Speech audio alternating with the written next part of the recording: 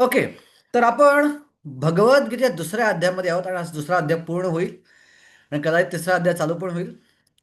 तर दुसऱ्या अध्यायात पाहतो आपण की आपण जर ओव्हरऑल समरी बघितली तर पहिल्या 7-8 श्लोकांमध्ये भगवंतांनी अर्जुनात झापलंय आणि अर्जुनानं उलटं उत्तर दिलं. पण अर्जुन पुढे गोंधळला आणि गोंधळल्यानंतर अर्जुनानं भगवंताचं शिष्यत्व स्वीकारलं आणि भगवंतांनी पुढच्या 15 श्लोकांमध्ये अर्जुनाचं पहिलं कारण जे आहे करुणा ते खोडून काढलं आत्मविज्ञानाद्वारे. की मुळात तुझी करुणा जी आहे शरीराप्रती आहे, आत्म्याप्रती नाही. जे शाश्वत आहे त्या प्रती तुझी करुणा नाही आहे, तर तुझं करुणा कारण चुकीचं आहे. त्यानंतर दुसरं कारण होतं लॉस ऑफ एन्जॉयमेंट. भगवंताने खोडून काढलं की जर तू आत्ता युद्ध केलंस तर आणि जिंकलास युद्ध तर तू या पृथ्वीचं राज्य भोगशील आणि जर तू मेलास युद्धामध्ये स्वर्गात जाशील. तर दोन्ही प्रकारे तुझे एन्जॉयमेंट जाणार नाही आहे. आणि कोणत्याही वर्णाश्रम धर्माचं पालन करणाऱ्या व्यक्तीसाठी आपल्या वर्णाचं काम न करणं हे पापास किंवा नरक यातना भोगण्यास कारणीभूत ठरू शकतं. तुझे एन्जॉयमेंट त्यामुळे खऱ्या अर्थाने निघून जाईल. आणि जर तू युद्ध केलं नाहीस आणि तुला करुणेद्वारे तू जर युद्धातनं माघार घेतलीस तर बाकीची लोक तुला असं म्हणणार नाही की तुझं हृदय फार मोठं आहे म्हणून युद्धातनं माघार घेतलीस. लोक तुला पळपुता किंवा भित्रा म्हणतील, भ्याड म्हणतील आणि एका सन्मानित व्यक्तीला अशा प्रकारे अपमान होणं हे मरणात अतिरिच्यते, हे मरणापेक्षाही भयंकर असतं. आणि त्या अपमानाद्वारे तू चिडशील आणि परत मारामारी चालू करशील. त्यापेक्षा बेटर युद्धामध्ये तुझं कर्म करून तू मारायचं काम हे कर. अशा दुसरं कारण खोडलं. तिसरं कारण कसं खोडलं? पापाची भीती. सो पापाची भीती खोडण्यासाठी भगवंत म्हणतात की जो व्यक्ती समत्वानं काम करतो, सुखदुःख समय करतो, लाभालाभो जया जयो, जो लाभाची आणि पराजयाची अपेक्षा करत नाही, सुखाच्या दुःखाची अपेक्षा नाही, या स्थितीत जाऊन जो काम करतो, तो अहंकार रहित होऊन काम करतो, त्यानं जरी युद्ध केलं तर त्या युद्धात त्याला पाप लागत नाही. जसं 18 आपण श्लोक कोट केलेला आहे. यस्य नाहं कृतो भाव बुद्धिर्यसन लिप्यते हत्वापि स इमान लोका ना हंती ना निबध्यते. अशा प्रकारे कार्य केल्यावर कोणतंही पाप त्या माणसाला लागत नाही. सो त्या स्तरावरून काम कर. तुला वाटतं की युद्ध करताना पाप लागेल, ते पाप तुला लागणार नाही. आणि मग सगळ्यात शेवटी भगवंतांना वाटलं की अर्जुन एवढ्या खालच्या स्तरावरचा नाही की त्याला एन्जॉयमेंटची गाजरं दाखवावीत आणि या गोष्टी सांगाव्यात. आपण त्याला बुद्धियोग स्तरावरती आणूया आणि बुद्धियोग भक्तियोगाचा आहे. आपण अनेक श्लोकाद्वारे सिद्ध करून दाखवलं की भगवंतांना बुद्धियोगाच्या माध्यमातून भक्तियोगच सांगायचा आहे. तर भगवंताने अनेक श्लोकाद्वारे हा बुद्धियोग सांगितला आणि निष्काम कर्मयोग हा बुद्धियोगाचाच भाग आहे. सो एवढ्या बुद्धियोगाचे श्लोक ऐकल्यावर अर्जुन मला प्रश्न पडला की माझी पात्रता काय आहे. आणि भगवंत म्हणले की तू आता निष्काम कर्मयोग स्तरावरती येऊन काम कर. कर्मण्येवा अधिकार असते मा फलेषु कदाचन मा कर्मफल हेतुवर माते संगोस्त कर्मणी. आणि हे असं केलंस तर तुला काय फायदा होईल? या जन्मातही तू आसक्तीपासून मुक्त होशील आणि जन्म सुटल्यावर तू पदम गच्छन्ति अनामयम, तू भगवत धामात प्रवेश करशील. आणि अशा प्रकारे तू जर काम केलंस तर यदा ते मोह कलिलम बुद्धिर्व्यतिरिष्यसि तदा गंतासी निर्वेदम श्रोतव्यस्य श्रुतस्य च. जे काही कर्मकांडी श्लोक आहेत वेदांमध्ये, हे कर्मकांडी श्लोकांचा परिणाम तुझ्यावर होणार नाही. तुला वेदांचा खरा अर्थ जो भक्तियोग आहे तो कळून जाईल. आता हे बोलल्यानंतर अर्जुन मला प्रश्न पडला की अशा प्रकारे बुद्धियोग ज्यानं प्राप्त केला आहे, भक्ती ज्यानं प्राप्त केली आहे, स्थितप्रज्ञता प्राप्त केली आहे, त्याची काय लक्षणं आहेत? तो कसा बोलतो, तो कसा बसतो आणि तो कसा चालतो? हे 4 प्रश्न अर्जुनानं भगवंतांना विचारले. आणि भगवंतानं आत्तापर्यंत आपण जो भाग बघितलेला 3 प्रश्नांची उत्तर दिलेली आहेत. कोणते कोणते? लक्षणं काय आहेत? काय लक्षण असतं प्रत्येक व्यक्तीचं? तर आत्मन्नेवात्मनस्तुष्टा प्रजाहाती यदा कामान सर्वान पार्था मनोगता आत्मन्नेव स्थित प्रज्ञत उच्यते. जो आत्म्यातनं आनंद घेतो, जो आत्मानंद घेतो आणि जो सगळ्या प्रकारच्या वासनांपासून भौतिक इच्छांपासून मुक्त आहे, संतुष्ट आहे, असा व्यक्ती स्थितप्रज्ञ आहे. असा व्यक्ती जगाशी संभाषण कसं करतो? थोडक्यात तो जगाशी व्यवहार कसा करतो? जगामध्ये कसा वावरतो तो? दुःखेश अनुदिग्ध मनः सुखेश विगत स्पृहा वीतराग भयकृता स्थित धीर मनुच्यते. दुःखात एक्साइट होत, दुःखामध्ये निराश होत नाही आणि सुखामध्ये एक्साइट होत नाही. स्थित धीर असा व्यक्ती हा धीर मुनी म्हणून ओळखला जातो. आणि तो या जगामध्ये व्यवहार करताना कोणाचं कौतुक करत नाही किंवा कोणाची निंदा करत नाही किंवा कोणाकडनं कौतुक करून घेत नाही, कोणाकडून निंदा केली तर त्याला फरक पडत नाही. कारण त्याला माहिती आहे की एखाद्या व्यक्तीचं चांगलं घडलं तर त्यात भगवंताची विशेष कृपा आहे, एखाद्या व्यक्तीचं वाईट घडलं तर त्यातही भगवंताची इच्छा आहे. त्यामुळे तो कोणाचं कौतुक अथवा कोणाची निंदा करायला जात नाही. य सर्वत्र अभिनिस्नेह यत प्राप्त शुभाशुभ ना अभिनंदनती ना द्वेष्टी तस्य प्रज्ञा प्रतिष्ठित. तो पूर्णपणे ज्ञानामध्ये स्थित आहे. मग पुढचा प्रश्न येतो की तो कसा बसतो. कसा बसतो म्हणजे जेव्हा इंद्रिय भोग समोर त्याच्या येतो, कसा तो रिस्पॉन्ड करतो इंद्रिय भोगाला, कशी आपली इंद्रिय काढून घेतो. आणि उदाहरण दिलं कासवाचं, कासव कसं करतं, आपले हातपाय काढून घेतं आतमध्ये, तसा हस्तप्रज्ञ व्यक्ती आपली इंद्रिय आतमध्ये काढून घेतो. यदा संहारते चायम कुर्मांगानिव सर्वशा इंद्रियाणी इंद्रिय अर्थेभ्या तस्य प्रज्ञा प्रतिष्ठित. आणि मग अर्जुन मला प्रश्न पडला की मग हे अशी इंद्रिय काढून घेणं सोपं नाहीये. पण का मन भटकतं, इंद्रिय भोगावर मन लागलं की त्याला असं काढून घेणं फार अवघड आहे. ते मन जास्त त्याचा विचार करेल आणि जास्त व्यक्ती इंद्रिय भोग करेल, दाबले गेली इच्छा जास्त बाहेर पडती. आणि भगवंत म्हणतात बरोबर आहे, जोपर्यंत माझा उच्च रस मिळणार नाही तोपर्यंत हे इंद्रिय संयमन करणं अशक्य आहे, इंद्रिय काढून घेणं अशक्य आहे. सो हसा स्थितप्रज्ञ व्यक्ती जो असतो तो काय करतो की आपल्या इंद्रियांना उच्च रस देतो. कुठला उच्च रस? भक्तीचा उच्च रस. आणि ज्याला भक्तीचा उच्च रस मिळतो तो सहजगत्या आपल्या इतर इच्छां इतर इच्छांना कंट्रोल करू शकतो. कारण भक्तिरसात मिळणाऱ्या आनंदापुढं तर इतर इच्छातनं मिळणारा आनंद जो आहे तो तुच्छ वाटू लागतो. म्हणून विषयाविनिवर्तन ते निरा आहारस्य देहिना रसवर्जम रसोपी अस्य परमदृष्ट्वा निवर्तते. असा व्यक्ती हा परमदृष्टवा असतो. आणि परमदृष्टवा असल्यामुळं त्याला एवढा उच्चानंद मिळतोय की तो खालच्या रसाला सहजगत्या सोडून देऊ शकतो. आपण उदाहरण पाहिलं प्रभुपादांचं की प्रभुपाद काय करायचे. प्रभुपादांनी अमेरिकन लोकांना पहिल्यांदा कोणत्याही गोष्टी सोडा म्हणून सांगितलं नाही.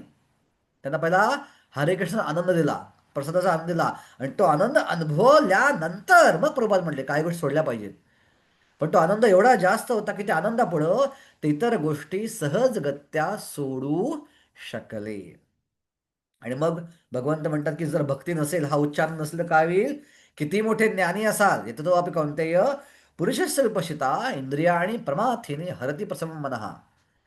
अशा मनुष्याची कितीही ज्ञानी असला त्याची प्रज्ञा हरवली जाते, तो कंट्रोल करू शकत नाही इंद्रियांना.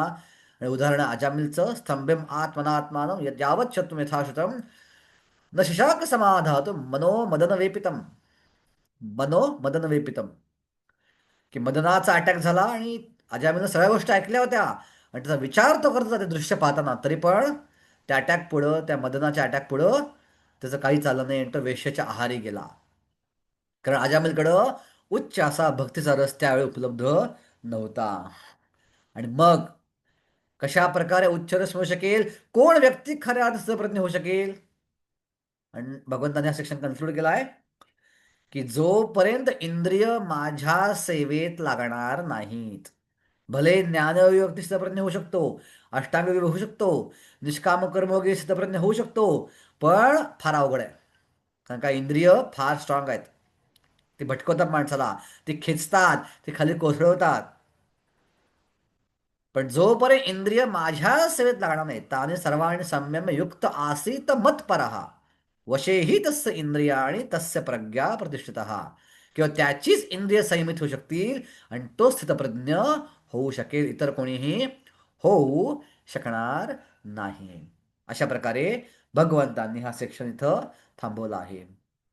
आता अर्जुनाला प्रश्न पडला की जर, ठीक आहे, माणसाचं इंद्रियाद्वारे पतन व्हायचं असतं, कसं होतं पतन. भगवंताच्या सेवेत इंद्रिय लागलीच नाहीत तर काय होईल. काय प्रॉब्लेम आहे. एखाद्याची इंद्रिय भगवंताच्या सेवेत नाही लागली तर काय समस्या आहे.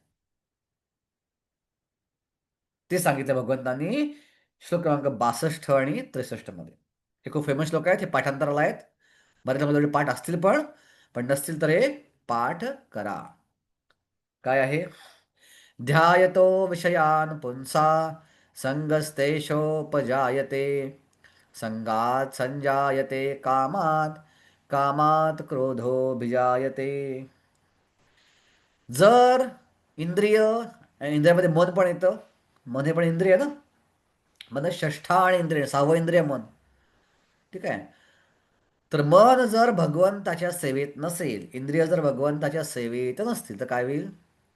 ध्यायतो विषयान पुंसा, साहजिकच जे विषय भोग समोर येईल आणि त्यावर ध्यान लागेल. आपण चाललो रस्त्यातनं आणि आईस्क्रीमचं दुकान आहे, आणि आईस्क्रीमवाला त्या आईस्क्रीमच्या विशेष चमच्यातनं आईस्क्रीम काढतोय, असा त्या त्या त्या फ्रीजमधनं आणि कोणामध्ये भरतोय, आणि आपण पाहतोय ते, आणि आपलं ध्यान लागलं त्या आईस्क्रीमवरती, तर काय होईल? ध्यायतो विषयान पुंसा.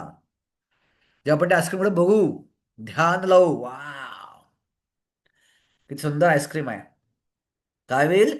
संगस्तेषो उपजायते. साहजिकच आपलं मन म्हणेल, घेऊन टाक, चांगला आहे, घेऊन टाक, एन्जॉय करून टाक. त्या इंद्रिय भोगाचा संग करण्याची आपल्याला इच्छा निर्माण होईल. संगस्तेषो उपजायते. आपण संग केला, पैसे काढले, 50 रुपये टाकले, ते आईस्क्रीम घेतलं विकत. आता पुढं काय होईल? संगात संजायते कामात. ते आईस्क्रीम घेतलं आपण आणि संग केला, तर संतुष्ट आपण होतो का? नाही होत. संगात संजायते कामात. तो आईस्क्रीम खाल्ल्यानंतर आईस्क्रीम खायची इच्छा भडकते अजून. पोट भरलेलं असतं, पोट सांगतं नको, पुरे झालं.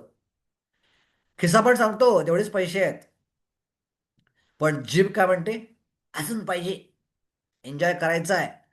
आणि जिभेद्वारे जे इम्प्रेशन आहे ते मनावर साठवलेले आहेत. जिभेला काय कळत नाही, जिभ तर ग्रॉस इंद्रिय फक्त, पण मन सूक्ष्म इंद्रिय आहे. आणि मनावरती हे इम्प्रेशन, हे संस्कार साठले गेलेले आहेत, आणि मन म्हणतं अजून पाहिजे. संगात संजायते कामात. सो आपण संग केल्यावर वासना निर्माण होते, आणि त्या वासनेमुळं लोभ निर्माण होतो. आणि समजा काही काळामध्ये वासना पूर्ण झाली नाही, आईस्क्रीम जास्त एन्जॉय करायला मिळालं नाही, मनासारखं जेवढी आपली भोगायची इच्छा आहे तेवढं भोगायला मिळालं नाही, तर काय होईल? राग येतो. काम वासना पूर्ण झाली तर वासना वाढते, लोभ वाढतो, हाव वाढते. आणि जर वासना पूर्ण झाली नाही तर कामात क्रोधोभिजायते. त्यातनं क्रोध निर्माण वाढतो, मनुष्याचा रागीटपणा वाढतो, चिडचिडपणा वाढतो. सो एखादा म्हणजे चिडचिडा आहे, रागीट आहे, ह्याचं मागचं कारण काय असेल? काहीतरी सुप्त इच्छा आहे, जिला करायची आहे, जे साध्य करायचं आहे, जे प्राप्त करायचं आहे, हे असं असं व्हावं त्याची इच्छा आहे, पण ते होत नाहीये.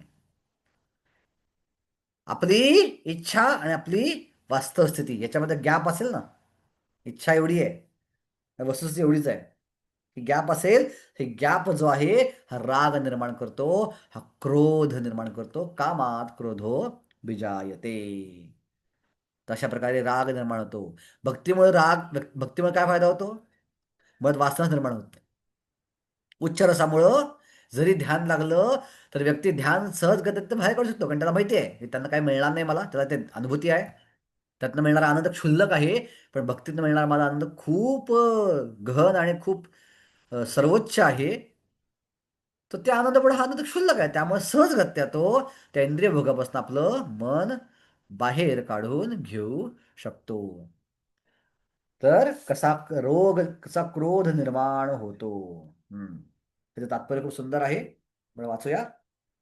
जो मनुष्य कृष्ण भावना भावित नाही, तो इंद्रिया विषयांचे चिंतन करीत असताना भौतिक इच्छांमुळे प्रभावित होतो. इंद्रियांना योग्य कार्यामध्ये निमग्न केले पाहिजे, आणि जर इंद्रियांना भगवंताच्या दिव्य प्रेमळे संलग्न केले नाही तर निश्चितपणे भौतिक सेवेमध्ये मग्न होतील. या भौतिक जगातील प्रत्येक जण स्वर्ग लोकातील देवदेवताच नव्हे तर ब्रह्मदेव आणि शंकरही इंद्रिय विषयांच्या प्रभावाला वश होतात. इवन भगवान शंकरही आपले उदाहरण आहे.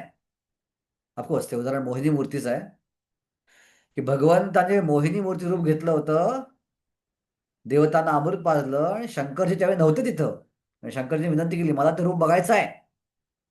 भगवंत नको बघूस, गोंधळशील. म्हणले नाही नाही, देवता गोंधळले नाहीत तर मी कसं गोंधळेन. आणि भगवंताने मोहिनीवरचं रूप दाखवलं आणि भगवान शंकरांसारखे भगवान शंकर पण गोंधळून गेले आणि त्या मोहिनी मूर्तीच्या मागं लागले वासनेपोटी. आणि नंतर कळलं की माझ्या भगवंताची महानता किती आहे, किती माझ्यासारख्या महान तपस्वीला सुद्धा आकर्षित करू शकतात. नंतर त्याने गुणगान केलं भगवंताचं. भौतिक अस्तित्वाच्या जंजाळात मुक्त होण्याचा एकच मार्ग म्हणजे कृष्ण भावना भावित होणे होय.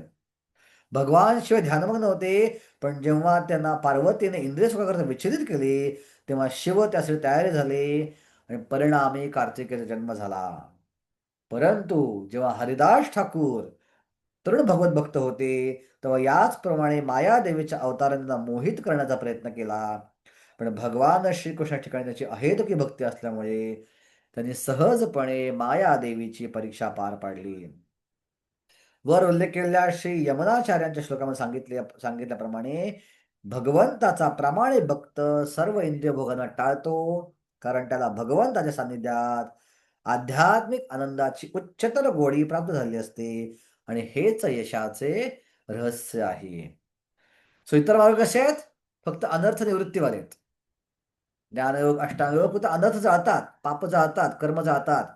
तर अर्थ प्रवृत्ती फार नाहीये.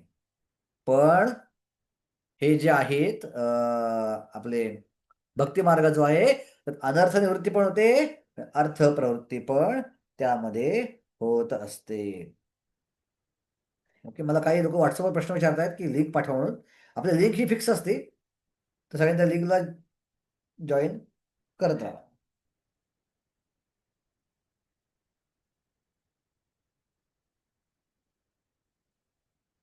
ओके. म्हणून जो कृष्ण भावनावीत नाही, तो कृत्रिमरित्या इंद्रिय दमन करून त्यांना ताब्यात ठेवण्यामध्ये कितीही सामर्थ्य असला तरी तो निश्चितपणे अपयशच होतो, कारण विषय सुखाचा अत्यल्प विचार त्याला इंद्रिय तृप्तीसाठी उद्युक्त करू शकतो. शौभरी मुनी बघा, शौभरी मुनी वृंदावनात राहत होते. वृंदावनामध्ये सर्वोच्च जागा, त्या सर्वोच्च नदी यमुना नदी, त्या यमुना नदीच्या आतमध्ये बसून तपस्या करत होते आणि त्यांनी माशांना संभोग करताना पाहिलं. आणि मासे जे भेटतात, मासे जे संभोग करतात, ते कसे करतात? ते टच करत नाहीत, स्पर्श करत नाहीत. जो पुरुष नर मासा आहे, तो फक्त मादी माशावरती आपला कामुक दृष्टीपात टाकतो आणि त्या दृष्टीपाताद्वारे त्या मादी माशीमध्ये प्रजनन होतं आणि ती अंडी घालते आणि अशा प्रकारे माशांचा जन्म होतो. आता एवढीशी गोष्ट जी आहे, ही एवढीशी गोष्ट कधी आपल्यासारख्या माणसांना कामुक करेल? कळणार पण नाही त्याचं काय चाललंय माशांचं. आपल्याला पेटीतले मासे बघायला कळतं ना, त्यांच्याकडे फिश टँक आहे घरी, त्यांना कल्पना असेल. ते कळत पण नाही त्या गोष्टी. पण शौभरीसारखे मुनी, ऋषी मुनी जे पाण्याच्या तपस्या करू शकतात, एवढी सिद्धी त्यांच्याकडे आहे, ते गोंधळले आणि त्यांच्यावर वासना भडकली आणि ती वासना भडकली आणि ते कुठे गेले? मांधाता ऋषीकडे आणि म्हटले तुमच्या मुलीबरोबर लग्न करायचं आहे. आणि मग त्या मुलीने पाहिलं शौभऋषींना पाण्यात बसल्यामुळं त्याचं शरीर पूर्णपणे तपस्येमुळं खराब झालं होतं, घाणेरडं दिसत होतं आणि सगळ्या मुली म्हणल्या, छी छी छी छी, अजिबात करणार नाही आम्ही. आणि त्यांना कळलं. त्यातलं तपोबलात त्यांनी स्वतः सुंदर केलं आणि जर सुंदर केलं तपोबलाद्वारे सगळ्या मुली मागायला लागल्या, मला करायचं, मला करायचं, मला करायचं, मला करायचं. आणि शौभऋषींनी सगळ्या मुलीवर लग्न केलं आणि अनेक वर्ष त्यांच्यावर राहिले आणि बऱ्याच मुलांना जन्म घातला. आणि नंतर त्यांना जाणीव झाली मी भरपूर वेळ इंद्रिय भोगामध्ये वाया घालवला, कारण शौभरी ऋषी भक्त नव्हते. भक्तीचा उच्च रस ते घेऊ शकत नव्हते. त्याच्या विरुद्ध हरिदास ठाकूर सामान्य भक्त होते. पण 2 वेळा परीक्षा आली. एकदा मायादेवी स्वतः आली आणि एकदा वेश्या आली लक्ष हिरा नावाची. आणि त्या हिरा नावाच्या वेश्या 3 दिवस सलग. पण हरिदास उत्तर एकच होतं, माझ्या माळा बाकी आहेत, तुम्ही उद्या या. माझ्या माळा बाकी आहेत, तुम्ही उद्या या. नंतर करू, नंतर करू. माझ्या माळा होऊ दे पहिला. सो हरिदास ठाकूर शिकवत आहेत की या इंद्रियभोगाला नाही कसं म्हणायचं. तर 4 प्रकारे इंद्रियभोग रिस्पॉन्ड करू शकतो आपण. पहिला, की इंद्रियभोग आला तर त्याला हो म्हणणं. दुसरा, इंद्रियभोगाचा नाही म्हणणं. आणि तिसरा, इंद्रियभोग डोळ्यासमोर आला त्याला म्हणायचं थांब. आपण हो म्हटलं तर आपण आपलं पतन होईल. आपण नाही म्हटलं तर आपण करू शकणार नाही. संयमन करणं फार अवघड आहे. आपण काय म्हटलं पाहिजे इंद्रियभोग समोर आलं की थांब जरा, थोड्या वेळानं करू, आत्ता भक्ती करू. आत्ता हा जो वेळ मला मिळालाय, हा भक्तीमध्ये मी घालवतो. राहिला इंद्रियभोग नंतर करू आपण. असं करता पोस्टपोन करायचं, पण उद्या करू, थोड्या वेळानं करू, थोड्या वेळ थांब, अजून एक 10 दिवस थांब, अजून 4 दिवस थांब, 5 दिवस थांब, असं करत करत ढकलत ढकलत ढकलत त्याला, जसं त्या हरिदास ठाकूर केलं, उद्या करू, उद्या करू, उद्या करू. हे जर आपण केलं तर सहजगत्या आपण इंद्रिय भोगाशी, विषय वासनाशी आपण चांगल्या प्रकारे सामना करू शकतो. ओके, आता क्रोध आल्यावर काय होईल? क्रोधात भवति सम्मोहात, सम्मोहात स्मृतिविभ्रमात, स्मृतिभ्रंशात बुद्धिनाशो, बुद्धिनाशात प्रणश्यती. क्रोधात भवती सम्मोहात, क्रोध आला की संमोहन निर्माण होईल. कशावरती संमोहन होईल? बुद्धीवरती संमोहन येईल. कारण क्रोधाच्या भरात आपण रजोगुणावर जातो. क्रोध कशामध्ये निर्माण होतो? रजोगुणामध्ये. काम एषा क्रोध एषा रजोगुणात समद्भावा. रजोगुणाचा परिणाम काय असतो? की रजोगुणामुळं व्यक्ती किंवा रागाच्या भरात व्यक्ती एवढा उत्तेजित होतो की उत्तेजित अवस्थेमध्ये तो विवेकानं विचार करू शकत नाही. नित्य काय, अनित्य काय, योग्य काय, अयोग्य काय, हा विवेक शक्ती रजगुणाच्या प्रभावामुळे व्यक्ती विसरून जातो, गमावून बसतो. काय योग्य आणि काय अयोग्य, अशा प्रकारे अनेक उदाहरणं आहेत आपल्याकडं. पूर्वीच्या काळी चाणक्य पंडित ज्यावेळी होते, चाणक्य पंडित काय विषकन्या ट्रेन करून ठेवत होत्या. विषकन्या म्हणजे काय? लहानपणापासून त्यांच्या ओठामध्ये विष भरून ठेवत होतं, थोडं थोडं घालून घालून घालून घालून. आणि ज्यावेळी शत्रू सैन्य यायचं, सीमेवर उभं राहायचं, रात्री हे विषकन्या पाठवायचे सैन्यामध्ये, आकाशात कपडे घालून. आणि त्यांच्याकडे सैनिक लोक मोहित व्हायचे, आणि जेव्हा त्यांच्या ओठांना स्पर्श व्हायचा, त्यांच्या ओठांचा, हे विष त्यांच्या अंगात जायचं आणि मरून जायचे सैनिक, आणि अशा हे युद्ध जिंकायचे. सो का बरं हे सैनिक अशा प्रकारे मोहित व्हायचे? त्यांना माहिती आहे युद्ध करायचं होतं आपल्याला पुढं. आपण या गोष्टी आता पडता कामा नये. तर हा असतो रजोगुणाचा प्रभाव. बुद्धी संमोहित होते रजोगुणामुळे, आणि क्रोध हा रजोगुणाचाच परिणाम आहे. क्रोधामुळे बुद्धी संमोहित होती. संमोहात स्मृतिविभ्रमात, व्यक्ती काय बोलतोय, काय विचार करतोय, ही स्मरणशक्ती त्याची निघून जाते. स्मृतिभ्रंशात बुद्धिनाशो. स्मरण हे बुद्धीचं एक लक्षण आहे. बुद्धीचे अनेक लक्षण आहेत, त्यातलं स्मरण हे एक लक्षण आहे, की मेमरी. कपिल देवांच्या फिलॉसॉफीमध्ये 3ऱ्या स्कंदात तुम्ही वाचलं तर तुम्हाला शिकायला मिळेल या गोष्टी. तर बुद्ध स्मृतिभ्रंशात बुद्धिनाशो, बुद्धिनाशात, एकदा बुद्धीचा नाश झाला की व्यक्तीचं अधिक खालच्या स्तरावरती पतन होतं. तर हा एक क्रम आहे, की इंद्रिय जर भगवंताच्या सेवेत लावली नाहीत तर कसं व्यक्तीचं पतन होतं. पहिला काम वासना, पहिला विषय ध्यान, ध्यानावरनं संघ करायची इच्छा, संघातनं काम वासना, कामातनं क्रोध, क्रोधातनं संमोहन, संमोहनातनं स्मृतिनाश, स्मृतिनाश बुद्धिनाश, आणि बुद्धिनाशातनं व्यक्तीचं पतन होतं. कशामध्ये पतन होतं? प्रभुपाद देतात, अंधकूपात पतन होतं. अंधकूप म्हणजे डार्क वेल, अंधार आहे, आणि ती विहीर किती खोल आहे कळत नाहीये, त्याला म्हणतात अंधकूप. तर आपल्याकडे अनेक उदाहरण आहेत. रागाच्या भरात लोकांनी काय काय उद्योग करत बसले आहेत.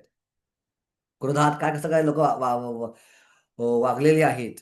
ओके, ज्यांना मला फुटबॉलची आवड असेल तर 2000 आय थिंक 5 साली का 6 साली, 2006 साली वर्ल्ड कपची फुटबॉलची मॅच होती, फ्रान्स विरुद्ध इटली. अत्यंत प्रतिष्ठेची मॅच होती, आणि फ्रान्सचा कॅप्टन होता झिनेदिन झिदान नावाचा. आणि त्याचं फार महत्वाचं योगदान होतं त्या मॅचमध्ये. आणि शेवटच्या क्षणापर्यंत मॅचमध्ये असणं आवश्यक होतं, आणि शेवटचे काही क्षण राहिले होते मॅचचे. आणि त्या शेवटच्या काही क्षणामध्ये या इटलीच्या खेळाडूंनी थोडीशी शिवीगाळ केली या जिदानला, आई बहिणीवरनं. आणि जिदानला राग अनावर झाला नाही. जिदानने काय केलं? आपल्या डोक्याद्वारे त्या खेळाडूला ठुशी दिली, दुसरं असं डोक्याद्वारे. आणि अंपायरनं पाहिलं ते, आणि अंपायर त्याला रेड कार्ड दिलं, आणि त्याला सामन्यातनं बाहेर काढलं. हा व्यक्ती सामन्यातनं बाहेर गेला, आणि फ्रान्स तो सामना हरला. बघा, थोडक्यासाठी सहन करू शकला नाही, सामन्यातनं बाहेर जावं लागलं. तर क्रोधात भवती संमोहात. ती कथा तुम्ही लहानपणी ऐकली असेल की रागाच्या भरात एका माणसानं आपल्या कुत्र्याला मारून टाकलं. कारण एक आपल्या घरामध्ये बाळ ठेवलं होतं एका आई वडिलांनी पाळण्यामध्ये. त्या कुत्र्याला सांगितलं होतं बाळाची काळजी घे. आणि जेव्हा घरी आले त्याने बघितलं ते बाळ पाळण्यात नव्हतं. सॉरी, मुंगसाला मारलं, मुंगसाला. ते बाळ पाळण्यावर नव्हतं. ते मुंगूस होतं आणि मुंगसाच्या तोंडावर रक्त होतं. त्या वडिलांनी काय निष्कर्ष काढला की ज्या अर्थी तोंडाला रक्त आहे त्या अर्थी मुंगसानं माझ्या मुलाला मारलंय. आणि त्यांनी कुठलाही विचार न करता कोयता घेतला आणि कोयत्यानं मुंगसाला मारून टाकलं. पण जेव्हा मुंगसाला मारला आतमध्ये गेले तर कळलं की बाळ खेळत बसलंय आतमध्ये. तिथे एक साप भरून पडलाय. तो साप मारायला आला होता आणि त्या सापापासनं मुंगसानं आपल्या बाळाला वाचवलेला आहे. पण रागाच्या भरात निर्णय घेऊन चाललाय. व्यक्ती मेलेला होता. बघा, रागाच्या भरात काय व्यक्ती करून बसतो आणि नंतर त्याला खूप मोठा पश्चाताप भोगावा लागतो. ओके. श्रील रूप गोस्वामींनी आपल्याला सांगितले आहे, प्रापंचिकतया बुद्धया हरिसंबंधी वस्तुनः मोक्षेमी परित्यागो वैराग्यम फाल्गु कथ्यते. कृष्ण भावनेच्या विकासामुळे समजू शकते की प्रत्येक गोष्टीचा भगवंताच्या सेवेमध्ये उपयोग होऊ शकतो. ज्यांना कृष्ण भावनेचे ज्ञान नाही ते कृत्रिमरित्या भौतिक गोष्टी टाळण्याचा प्रयत्न करतात. आणि परिणामी जरी त्यांना भौतिक बंधनातून मुक्त होण्याची इच्छा असली तरी ते वैराग्याची पूर्ण अवस्था प्राप्त करू शकत नाहीत. त्यांच्या तथाकथित वैराग्याला फल्गू किंवा गौण असे म्हणले जाते. फल्गू शब्द कुठून आला माहिती कोणाला? हा फल्गू शब्द कुठून आला? फल्गू वैराग्य, फल्गू बाबा, फल्गू काम. काय अर्थ आहे फल्गू शब्दाचा? वैराग्य फल्गू कथ्यते.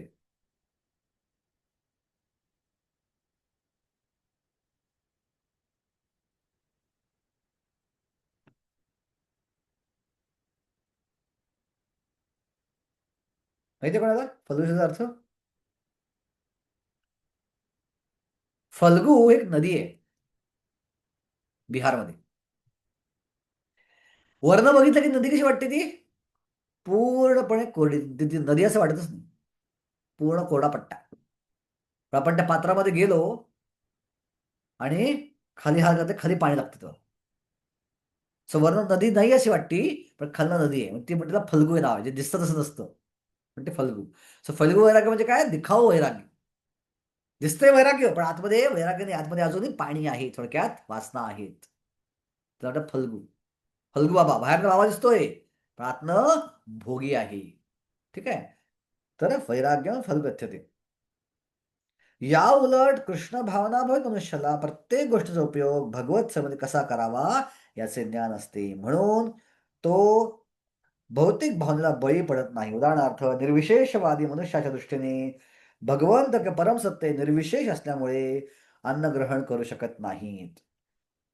दृश्यवादी चांगले अन्नपदार्थ खाण्यास टाळतो तर भक्त जाणतो की श्रीकृष्ण परम भोक्त आहेत आणि त्यांना भक्तिभावानं अर्पण केलेले सर्व काही ते ग्रहण करतात. म्हणून उत्तम पदार्थ भगवंतांना अर्पण केल्यानंतर भक्त ते शेष अन्न प्रसाद म्हणून ग्रहण करतो. याप्रमाणे सर्व गोष्टींना आध्यात्मिक स्वरूप प्राप्त होते आणि यामुळे पतनाचा धोका नाहीसा होतो. भक्त हा कृष्ण भावने प्रसाद ग्रहण करतो तर अभक्त याच भौतिक म्हणून तिरस्कार करतो. म्हणून निर्विशेषवादीच्या कृत्रिम तथाकथित वैराग्यामुळे जीवनाचा आनंद घेऊ शकत नाहीत आणि याच कारणास्तव मनाच्या यत्किंचित विचलनामुळेही त्याचे भौतिक अस्तित्वाच्या जंजाळातून पुन्हा पतन होते. जंजाळात पुन्हा पतन होते. असे म्हणले आहे की असा जीव जरी मोक्षाच्या अंतिम स्तरावर पोहोचला तरी त्याला भक्ती पूर्ण सेवेचा आधार नसल्यामुळे त्याचे पतन होते. तर अर्जुन हाच प्रश्न विचारणार आहे 12व्या अध्यायामध्ये की एवं सततयुक्ताये भक्ता स्वं पर्युपासते येचापि अक्षरम अव्यक्तम तेषां की योगयुक्तमः. ही तुमची प्राप्ती करायची असलेले दोन मार्ग आहेत. एक तुमची सगुण सेवा आणि काय निर्विशेष ब्रह्माची सेवा. तर कोणती सेवा चांगली आहे? भगवंत काय म्हणतात, जो निर्विशेष ब्रह्माची सेवा करतो ती फार अवघड आहे. ती फार क्लेशदायक आहे देहधारी जीवासाठी. क्लेशो अधिकतरस्तेषाम. अव्यक्तासक्त चेतसाम अव्यक्ता ही गतिर्दुःखम देहवाद्भिर अवाप्यते. देहधारी जीवनात ते फार क्लेशदायक आहे, ते फार लांबलचक प्रोसेस आहे. पण याच्या विरुद्ध आणि त्यात त्यानं कितीही प्रगती केली टॉप पर्यंत गेला, कुठल्या क्षणी खाली कोसळेल सांगता येत नाही. आरुह्य कृष्णेन परमपदम ततो पतंती अधो अनाधृतो युष्मदांग्रया. शेवटच्या क्षणापर्यंत कुठल्या क्षणी तो कोसळू शकेल. विश्वामित्र मुनी 80,000 वर्ष तपस्या केली, नुसत्या मेनकेचं पैंजण ऐकलं. नुसत्या मेनकेचं पैंजण ऐकून त्या मेनकेच्या मागे लागले आणि मेनकेवर राहू लागले. बघा, पतन झालं. सो त्या टॉपच्या स्तरापर्यंत पोहोचले होते. तिथनं पतन होऊ शकतं व्यक्तीचं. फार अवघड आहे, फार क्लेशदायक आहे, जन्मोजन्मी करायला लागतं. पण भक्तीचं वैशिष्ट्य काय आहे? ये तो सर्वाणि कर्माणि मयि संन्यस्य मत्परा अनन्येनैव योगेन माम ध्यायंत उपासते. जो माझं अनन्य भावानं ध्यान करतो, चिंतन करतो, उपासना करतो, तेषाम अहम समुद्धरता मृत्यू संसार सागरात. त्याला जास्त त्रास होत नाही, कारण त्याला भवसागर गटागळा खावं लागत नाहीत. त्यासाठी काय करतो मी? भवसागर छोटासा करून टाकतो आणि त्याला मी स्वतः हात देऊन वर उचलतो. मी हात धरून वर उचलल्यामुळे तो अलगदपणे या भवसागराच्या वर उचलून भगवत धामात जाऊ शकतो. सो भक्ती आणि इतर मार्गात फरक काय आहे? भक्तीमध्ये भगवंताची इन्व्हॉल्वमेंट आहे. आपण जर म्हटलं माझा जप खराब झाला, ते वाक्य चुकीचं आहे. माझा जप हे वाक्य चुकीचं आहे. आपला जप. आपल्या जपामध्ये परमेश्वर भगवंत पण इन्व्हॉल्ड आहेत, ते पण त्यात सहभागी आहेत. त्यांचाही सहभाग आहे, त्यामुळं हा आपला जप आहे. भगवंताची इन्व्हॉल्वमेंट असल्यामुळे काय होतं? आपण सहजगत्या, जरी अवघड आहे भगवत धामात जाणं, हा भवसागर पार करणं, आपण सहजगत्या तो पार करू शकतो. Okay okay. तर जर इंद्रिय भगवंताच्या सेवेत लागली नाहीत तर काय परिणाम होईल? ओके, हे इथं दाखवून दिलेलं आहे. आता चौथा प्रश्न राहिला आहे अर्जुनाचा. कोणता चौथा प्रश्न होता? किम आसीत व्रजेत किम. तो कसा चालतो? कसा चालतो म्हणजे काय? मी सांगितलं मागच्या शनिवारी. कसा चालतोचा अर्थ काय? मला आठवते? कसा चालतो शब्दाचा काय अर्थ आहे? आठवते कोणाला? हरे कृष्ण प्रभूजी, दंडवत प्रणाम. हा. चालतो म्हणजे स्थितप्रज्ञ व्यक्ती चालतो म्हणजे तो जगातल्या विषय वस्तूंच्या संपर्काची त्याला किती आवश्यकता आहे. जगाच्या विषय वस्तूंच्या संपर्कात आल्यावर किंवा त्याला विषय वस्तू डील करायचा आहे, पहिला बघितला आपण कसा बसतो. कसा बसतो म्हणजे काय? इंद्रिय बघून समोर येतो, कसा इंद्रिय काढून घेतो म्हणजे बसतो. पण काही वेळा जगात जगताना इंद्रिय भोग करणं आवश्यक आहे, इंद्रियाशी डील करणं आवश्यक आहे. पूर्णपणे शून्य करता येत नाही. आता ते जे डील करतो, इंद्रिय भोगाशी डील करतो, इंद्रिय भोग करतो, तो कसा करतो इंद्रिय भोग? किंवा इंद्रिय भोग लोकांचा राहतो तो कसा राहतो आणि त्यांचा व्यवहार कसा असतो? व्यवहार कसा बघितलं आपलं किंवा प्रभाषित झालं. पण म्हणजे त्याला जे इंद्रिय भोगावर ऍक्च्युअली कॉन्टॅक्ट करायची गरज पडते, त्यावेळी तो कसा करतो कॉन्टॅक्ट, त्याचा मूड काय असतो? ठीक आहे, याला म्हणतात कसा चालतो. इंद्रिय भोगावर कसा तो चालतो, त्यांच्याशी कसा व्यवहार, त्याच्यामध्ये कसा तो डिलिंग करतो, ते कसा त्यावर आदान प्रदान करतो, हा याचा अर्थ आहे. आता बघूया आपण या श्लोक क्रमांक 64 आणि 65 मध्ये त्या चौथ्या प्रश्न उत्तर दिलेलं आहे की कसं तो चालतो. ओके. रागद्वेष विमुक्तस्तु इंद्रियान विषयेचरान आत्मविषय विधेयात्मा प्रसादम अधिगच्छति. काय सांगितलंय? राग द्वेष विमुक्तस्तु. असा व्यक्ती जो स्थितप्रज्ञ आहे तो इंद्रिय भोग करतो, पण कसा? राग आणि द्वेष सोडून. विषयान इंद्रिये शरान. तो त्या इंद्रिय भोगाशी आसक्त पण नसतो आणि तो इंद्रिय भोगाचा द्वेष पण करत नाही. इंद्रिय भोग आहे असं द्वेष कोण करतो? ज्ञानी लोक. आणि आसक्त कोण असतात? कर्मी लोक. सो कर्मी लोक भोग घेतात, ज्ञानी लोक द्वेष करतात. पण भक्त कसा असतो? द्वेषही करत नाही आणि आसक्तही राहत नाही. आत्मवशेर विधेय आत्मा प्रसादम अधिगच्छती. पण आसक्ती आणि अनासक्ती मुक्त असणारा आणि स्वातंत्र्याच्या नियामक तत्वानुसार इंद्रियांना नियंत्रित करण्यामध्ये समर्थ असणारा मनुष्य भगवंताची कृपा प्राप्त करतो. तर कसा चालतो तो? तर तो नियमांचं पालन करतो. इंद्रिय भोग वाईट नाहीये, इंद्रिय भोग चुकीचा नाहीये, पण इंद्रिय भोग कसा केला पाहिजे? काही नियमांचं पालन करून. कोणत्या नियमांचं पालन करून? तर ईशोपनिषद पण सांगितलंय, आपण पाहणार आहोत ईशोपनिषद भगवद्गीता झाल्यावरती, आपल्या भक्तीचा भाग आहेच. पण ईशोपनिषदचा पहिला श्लोक काय, दुसरा श्लोक काय आहे? त्या पहिला जो तत्व सांगितलंय ईशोपनिषदचं, काय सांगितलंय? ईशावास्यम इदम सर्वम यत्किंचिन जगत्याम जगत तेन त्यक्तेन भुंजीता माग माधनम मागुद कस्य सिद्धनम.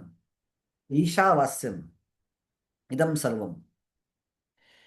अशा व्यक्तीला माहिती आहे की सगळं काही भगवंताचं आहे, सगळं काही भगवंताचं असताना भगवंताच्या सेवेत मला लावलं पाहिजे. तर मी इंद्रियभोग केवढा करीन? जेवढा कोटा मला भगवंताने काढून ठेवलाय तेवढाच कोटा मी खाईन, आणि बाकी सगळं भगवंतांना अर्पण करीन. सगळं काही माझ्या भोगासाठी मी स्वीकारणार नाही. असा भोग करायला अलाउड आहे, असा भोग करायला परवानगी आहे. आणि जो या तत्वाचं पालन करतो, ईश्वर दुसऱ्या श्लोकात आदेश दिलाय की अशा व्यक्तीला हजारो वर्ष जगायची इच्छा जरी केली, शतशः 100 वर्ष जरी जगायची इच्छा केली किंवा शेकडो वर्ष जगायची इच्छा केली, ती वाईट नाहीये. तर या प्रकारचा इंद्रिय भोग अलाउड आहे. ओके, भगवंत अर्पण करा, तर तुम्हाला प्रसाद ग्रहण करा. लग्न झालेलं आहे, आपल्या पत्नी बरोबर किंवा आपल्या नवऱ्याबरोबर प्रजनन करण्यासाठी, योग्य संतान निर्माण करण्यासाठी भोग करा, अलाउड आहे. आपला कोटा तेवढाच आहे. त्यानंतर फिरायला जायचं ना, हा फिरायला जरूर जा, एन्जॉय करा, भोग करा, पण तीर्थक्षेत्री फिरायला जावा, भगवंता दर्शन घ्या, भक्ती करा, आणि मग ते करता करता जे निसर्ग सौंदर्य दिसेल त्याचा भोग घेऊ शकता. तिथं फोटो काढू शकता, तिथं पाण्यात खेळू शकता, ते तीर्थांमध्ये पाण्यामध्ये खेळू शकता. एन्जॉयमेंट पण आहे आणि आनंदही आहे. सो अशा प्रकारे भक्तीच्या नियामक तत्वांचं पालन करून जो काही इंद्रिय भोग आहे तो इंद्रिय भोग भक्तियोगी स्वीकारतो, स्थितप्रज्ञ व्यक्ती स्वीकारतो, आणि अशा प्रकारे तो इंद्रिय भोगाला डील करतो. तो इंद्रिय भोगाचा द्वेष पण करत नाही आणि इंद्रिय भोगावर पूर्णपणे आसक्त पण होत नाही. तो पूर्णपणे निरासक्त असतो. थोडक्यात, फणसावर डायरेक्ट हात घातला तर चीक लागेल, म्हणून काही लोक म्हणते फणस खायचाच नाही, अजिबात नाही खायचा फणस, शी, हात घेतला केवढा चीक लागतो. आणि काही लोक चीक लागू दे लागू दे, फणस एवढा खायचा एवढा खायचा एवढाचा की आजारी पडलं पाहिजे. पहिलं उदाहरण आहे ज्ञानीचं, दुसरं कर्मीचं. भक्त काय करतो? आपल्या हाताला तेल लावतो आणि तेल लावून फणसामध्ये घालतो, जेणेकरून चीक पण अंगाला लागणार नाही आणि योग्य तेवढा फणस पण आपण खाऊ शकू. अशा प्रकारे भक्तियोगी या जगाशी व्यवहार करतो, तो चालतो. ओके, असं जर केलं तर भगवंताची प्रसाद, प्रसाद म्हणजे कृपा, प्रसादी कृपा आहे. प्रसादचा अर्थ माहितीये? प्रभूंचे साक्षात दर्शन, प्रसाद, प्रभूंचे साक्षात दर्शन. भगवंता सगळ्यात आकर्षक भाग, आकर्षक मॅनिफेस्टेशन, आकर्षक प्रकटीकरण. हरिनामात भगवंत प्रकट झाले आहेत, पण हरिनामामुळे आकर्षक नाहीये, झोप येते आपल्याला हरिनामात. विग्रह, भगवंत विग्रह प्रकट झाले आहेत, पण विग्रह एवढे आकर्षक नाही आहेत. भगवंत सेवारूप प्रकट झाले, पण सेवा वेळ आकर्षक नाही आहे. पण भगवंताचं एक रूप आस्तिक नास्तिक कर्मी भोगी ज्ञानी सगळ्यांना आकर्षित करतो, ते म्हणजे प्रसाद. कुठल्याही लोकांना प्रसाद घ्या म्हटलं, हा प्रसाद घेतो, प्रसाद काही प्रॉब्लेम नाही. सो हे भगवंत सर्वात जास्त आकर्षक रूप आहे. सो प्रसादचा अर्थ कृपा. सो आपण जो प्रसाद खातो तो कृपाच आहे. अशा माणसाला भगवंताची कृपा प्राप्त होते. तात्पर्यामध्ये शेवटच्या शाळेमध्ये प्रभुपाद म्हणतात, जर श्रीकृष्णांची इच्छा असेल तर सामान्यतः अनावश्यक असणारी कोणती गोष्ट भक्त करू शकतो, आणि श्रीकृष्णाची इच्छा नसेल तर तो असे कधीही करणार नाही जे सामान्यतः त्याने आपल्या तृप्ती करता केले असते. म्हणून कर्म करणे अथवा न करणे हे त्याच्या अधीन आहे. कारण तो केवळ श्रीकृष्णांच्या मार्गदर्शनासूनच कार्य करतो. ही भावना म्हणजेच भगवंताची अहेतुकी कृपा आहे. भक्त जरी वैश्विक स्तरावर आसक्त असला तरी तो अहेतुक कृपेची प्राप्ती करू शकतो. सो इंद्रिय भोगाला तो भगवंताच्या आदेशानुसार स्वीकारतो. जी नियामक तत्व भगवंताने घाललेली आहेत त्या नियामक तत्वानुसार त्याला तो स्वीकारतो. जर भक्तीच्या प्रगतीसाठी त्याला काही इंद्रिय भोग करणं आवश्यक आहे आणि तो म्हणला मी तो करणार नाही, तर ती माया ठरेल. उदाहरणार्थ, प्रचार करण्यासाठी त्याला चांगल्या गाडीतनं फिरणं आवश्यक आहे आणि तो म्हणला नाही मी चालत जाणार, पण चालत तर प्रचार होणार नाही. पण ती गाडी त्याला स्वीकारली पाहिजे. ती गाड्याचा भोग तो स्वीकार त्या गाडीचा भोग तो स्वीकारतो. आणि जर त्याला अशा ठिकाणी पाठवलं जंगलामध्ये प्रचार करायला जिथं राहायला घर नाही, चांगल्या सुविधा नाही आहेत, पण तो म्हणला जर मला सुविधा मिळाली नाही तर मी प्रचार करणार नाही, मी सेवा करणार नाही, म्हणजे झाडाखाली राहू शकत नाही किंवा मी झोपडीत राहू शकत नाही, तर ती पण माया ठरते. तो झोपडीत पण राहायला तयार आहे सेवेसाठी, तो सेवेसाठी महालात पण राहायला तयार आहे. तो सेवेसाठी वैष्णवांना खुश करण्यासाठी चांगली फिश पण खायला तयार आहे. आणि भक्तीच्या प्रचारासाठी, भक्तीच्या सेवेसाठी, भगवंताच्या सेवेसाठी तो मिळाले थोडेसे डाळ भात खायला पण तयार आहे. अशा प्रकारे तो इंद्रिय भोगांना भगवत भावनेद्वारे नियंत्रित करतो. हा याचा अर्थ आहे. ओके. काय होईल आता प्रसाद मिळाल्यावर? भगवंताचा प्रसाद मिळाला तर इंद्रिय भोगाचा परिणाम होईल का? नाही होणार. प्रसादे सर्व दुःखानां हानिरसोपजायते प्रसन्नचेतसा हि आशु बुद्धी परिवतिष्ठते. याप्रमाणे संतुष्ट झालेल्या व्यक्तीसाठी भौतिक अस्तित्वाचे त्रिविध ताप नाहीसे होतात आणि अशा प्रसन्न भावनेमध्ये व्यक्तीची बुद्धी लवकरच स्थिर होते. अशा प्रसन्न भावनेमध्ये व्यक्तीची बुद्धी लवकरच स्थिर होते. कुठल्या भावनेमध्ये? जो प्रसादामुळे संतुष्ट झालाय. संतुष्ट झाल्यामुळं तर दुःखांचा परिणाम होत नाहीये. हानीर असोपजाते, त्या भगवत कृपेमुळे, त्या प्रसादामुळं दुःखांचा परिणाम त्यावर होत नाहीये, त्रिविध तापांचा परिणाम त्यावर होत नाहीये. आणि त्याचं मन प्रसन्न आहे आणि त्याची बुद्धीही भगवत भावनेमध्ये स्थित झाली आहे. अशा प्रकारे तो या जगामध्ये चालतो. जगामध्ये चालताना त्याची बुद्धी भगवंतावर पूर्ण स्थित असल्यामुळं जेवढा इंद्रियभोग तो करतोय त्या इंद्रियभोगाचा काहीच परिणाम होत नाही. अशा प्रकारे तो इंद्रियभोगाशी डील करतो. आपण 4 प्रश्न पाहिले. लक्षण काय आहे? कसा बोलतो, नाही कसा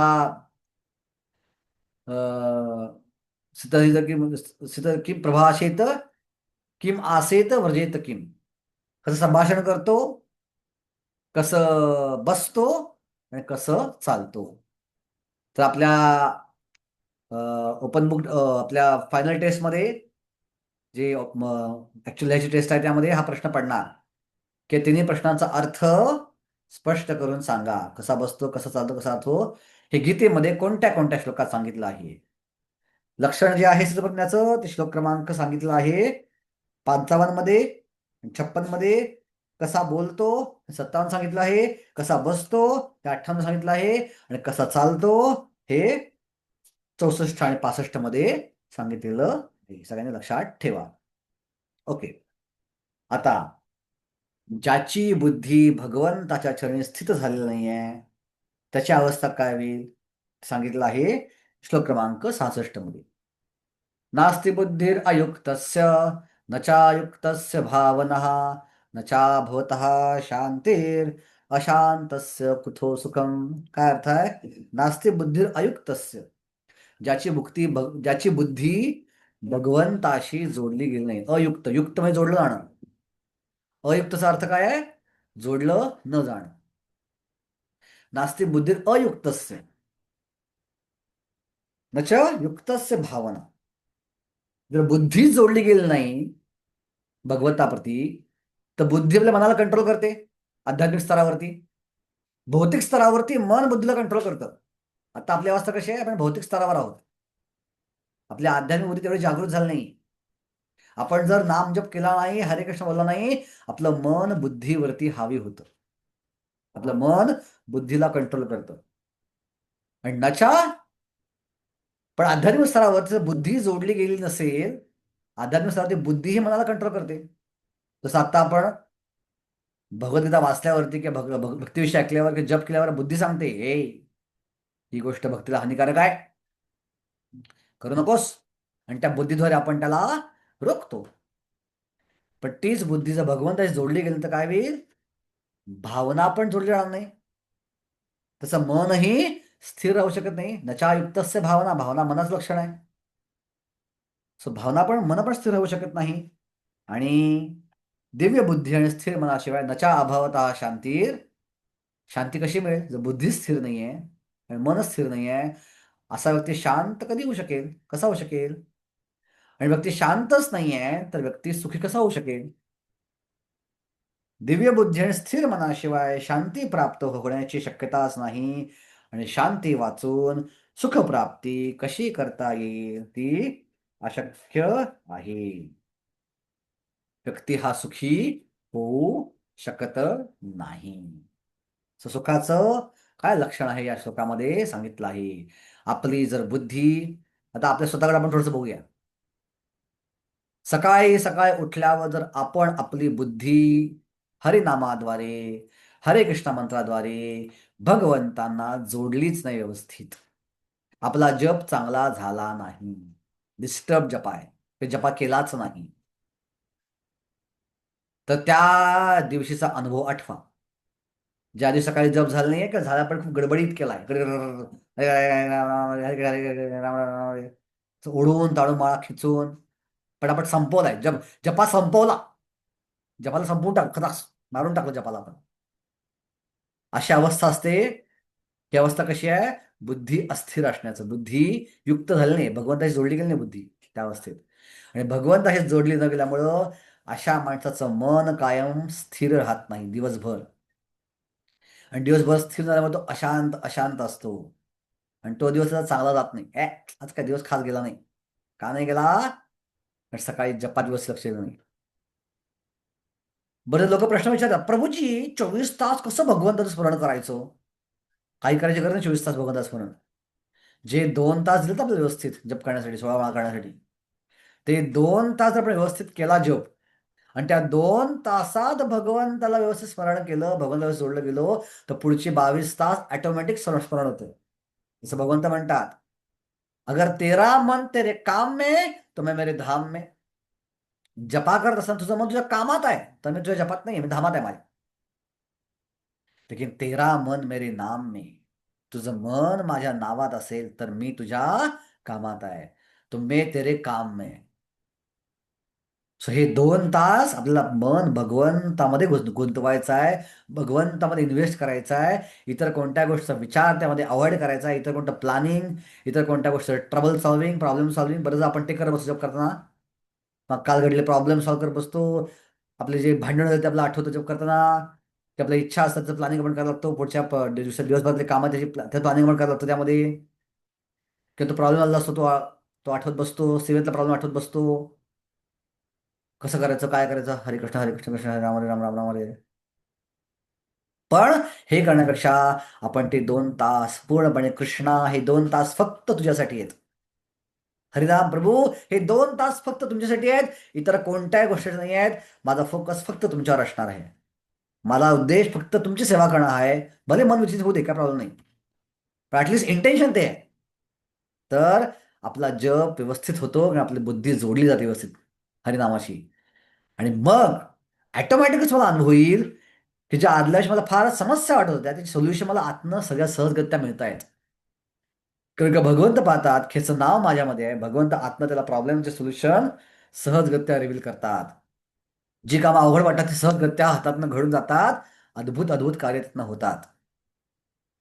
गोवर्धन कॉलेज कुठल्याही भक्ताला वाटलं होतं अशा प्रकारे प्रकट होईल इथं.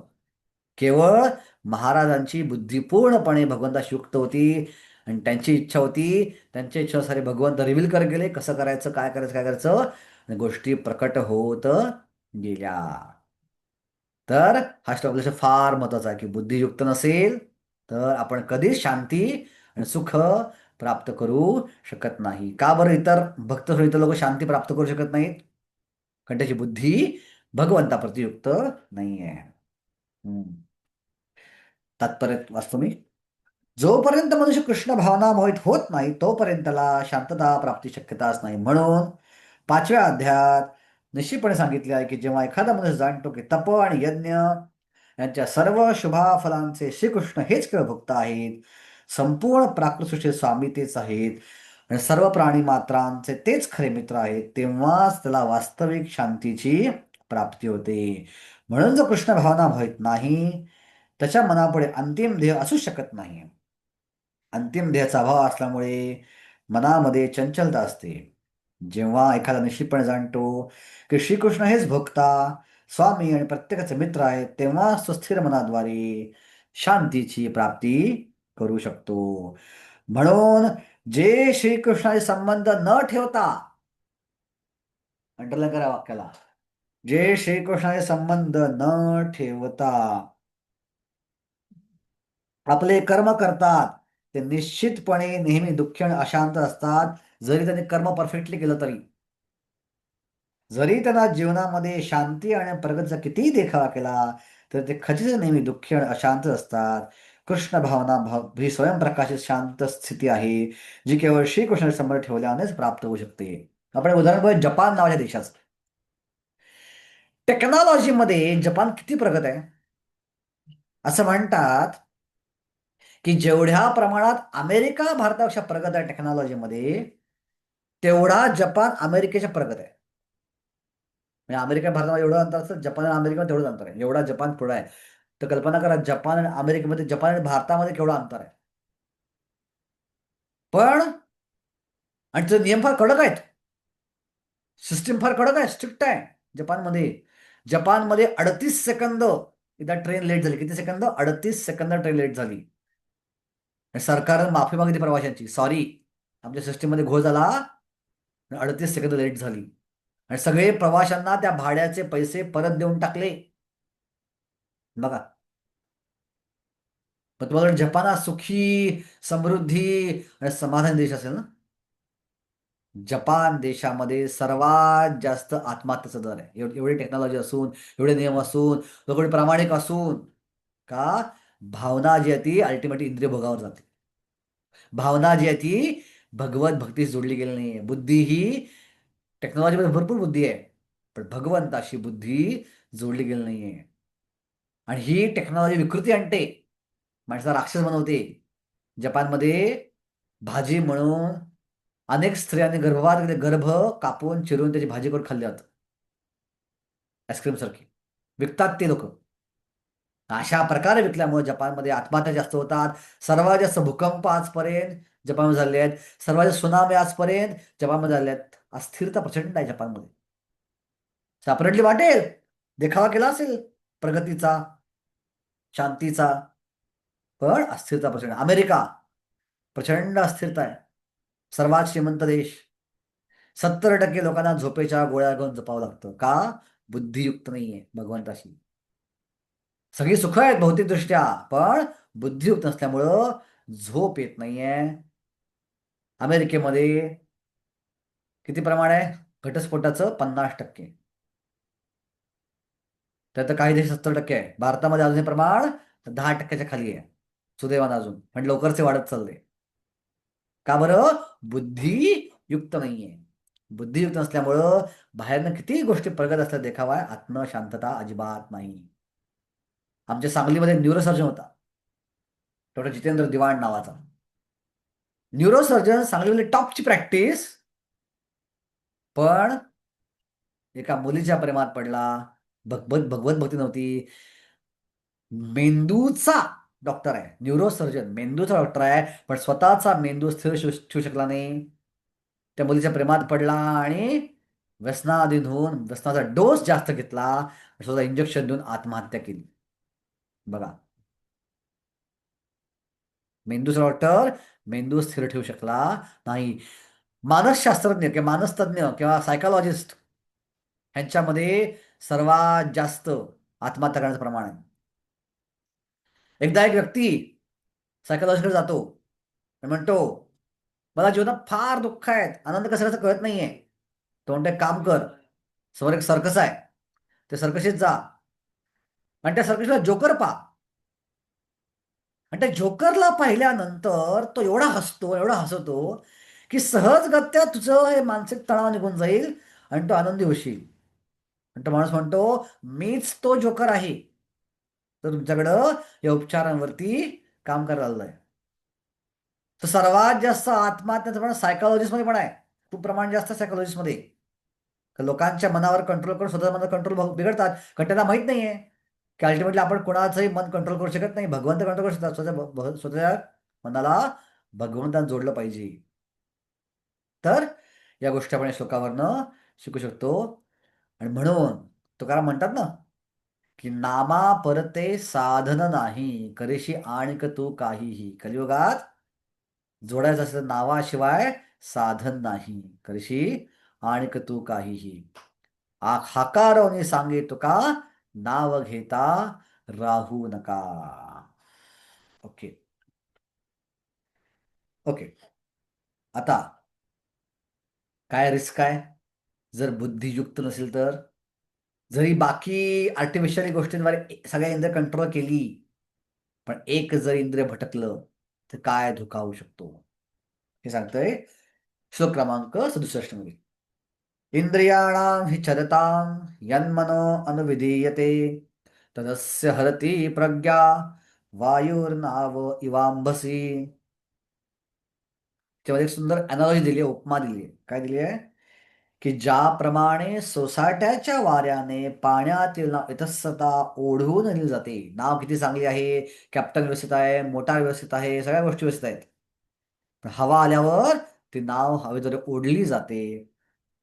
त्याचप्रमाणे भटकणाऱ्या कोणत्याही एका इंद्रियावर जर मन केंद्रित झाले तर ते इंद्रिय मनुष्याची बुद्धी हरण करते. मन हे सगळी इंद्रिय मनाभोवती बांधली गेलेली आहेत. ड्युएल परिणाम आहे. ड्युएल परिणाम कसा आहे? मी आधी पण गोष्ट सांगितली ही, की जे इंद्रियांना इनपुट्स मिळतात त्यानुसार मनावरती इनपुट साठवले जातात आणि मन त्यानुसार रिस्पॉन्ड करतं. पण दुसरं होतं, मनावर ऑलरेडी जे जन्मोजन्मी साठवून ठेवलंय त्यानुसार इंद्रिय रिस्पॉन्ड करत असतात. साधना भक्ती म्हणजे काय? साधना भक्ती म्हणजे मन भगवंतावर लावणं नाही. मन भगवंताच्या साधना होत लागणार नाही. निष्ठा स्तरावर गेल्यावरच मन भक्तीमध्ये लागेल, तोपर्यंत मन लागणार नाही भक्तीमध्ये. आता आपण अनर्थ निवृत्ती स्तरावर, ऍटलिस्ट मी तरी आहे. निष्ठा स्तरावर गेलो नाही मी, अनर्थ निवृत्ती स्तरावर पण आहोत. सो अनर्थ निवृत्ती स्तरावरती आपल्याला इंद्रियांना भगवंताच्या सेवेत लावायचं आहे. शुद्धोची व्याख्या काय आहे? ऋषिकेण ऋषिकेश सेवनम भक्ती उच्यते. इंद्रिय जर भगवंताच्या सेवेत आली, मन भटकू द्यायची तर भटकायचं, काय प्रॉब्लेम नाही. पण हात, पाय, डोळे, कान, नाक, जीभ हे जर भगवंताच्या सेवेत लावलं तर त्यातनं जे इम्प्रेशन तयार होतात ते स्टोअर कुठे होतात, साठवला कुठे जातात? मनावरती. आणि अशी इम्प्रेशन साठवली गेल्यावर हळूहळू जे मन आहे त्या इम्प्रेशननुसार रिस्पॉन्ड करायला लागतं. जसं इनिशियल जप करता मन म्हणतं नको करूस नको करूस, कंटाळाय, बोर होतंय. पण ज्यावेळी करून करून करून मनावर इम्प्रेशन होतात, नंतर मन म्हणतं अरे जपाची वेळ झाली आहे, जप कर, आज जप राहिलाय. बघा आपल्या कधी कधी सकाळी 3-4 माळा राहिल्या आणि विसरून गेलो आपण माळा राहिल्यात आपल्या. शेवटी मन सांगतंय माळा राहिल्यात करून टाक, कारण मनात इम्प्रेशन सवय झालेली असते. सो पॉझिटिव्ह इम्प्रेशन देणं मनावरती इंद्रियाद्वारे, त्याला म्हणतात साधना भक्ती. सो एखादं इंद्रिय भोग करत असेल आणि मनाचं लक्ष त्या भोगाकडे गेलं तर काय होतं? ते मन माणसाची बुद्धी हरण करतं, कारण का इंद्रियाकडनंच मन हे इम्प्रेशन घेत असतं. जोपर्यंत सर्व इंद्रिये भगवंताच्या सेवेमध्ये संलग्न होत नाहीत, जर त्यामध्ये एखादे इंद्रिय हे विषय भोगामध्ये करत असेल तर भक्ताला दिव्य प्रगती पथावरून मार्गभ्रष्ट करू शकते. अमरीश महाराज चरित्रात सांगितल्याप्रमाणे सर्व इंद्रिये कृष्ण भावनेमध्ये निमग्न करणे अत्यावश्यक आहे, कारण मनाला नियंत्रित करण्याची तीच योग्य प्रक्रिया आहे. सगळ्या इंद्रियांना भगवत भक्तीमध्ये लावायचं आहे, ही साधना भक्ती आहे. ओके. आणि एवढं सगळं बोलल्यानंतर आता भगवंत या अध्यायाच्या शेवटाकडे आले आहेत, की काय रिझल्ट प्राप्त करायचा आहे, काय स्थिती प्राप्त करायची, काय कन्क्लुजन आहे, म्हणून काय केलं पाहिजे. तस्मात, तस्मात म्हणजे म्हणून, हे आहे म्हणून. तर श्लोक क्रमांक 68 मध्ये भगवंत म्हणतायत, तस्मात एतद महाबाहो, तस्मादस्य महाबाहो निगृहीतानि सर्वशः इंद्रियाणि इंद्रियार्थेभ्यास तस्य प्रज्ञा प्रतिष्ठितः. म्हणून हे महाबाहो, महाबाहो म्हणजे जो मानसिकदृष्ट्या पण स्ट्रॉंग आहे आणि शारीरिकदृष्ट्या पण स्ट्रॉंग आहे, पण अर्जुन, हे महाबाहो अर्जुन, ज्याची इंद्रिये विषयांपासून इंद्रिय केलेली असतात त्याची बुद्धी निश्चितपणे स्थिर आहे. स्थितप्रज्ञेचं लक्षण काय आहे? की ज्याची ज्याची इंद्रिय ही विषयांपासून पूर्णपणे नियंत्रित केलेली असतात. आणि कसे नियंत्रित होतात? एका प्रकारे मला घेणं भाग होतं. ओके. तर हा,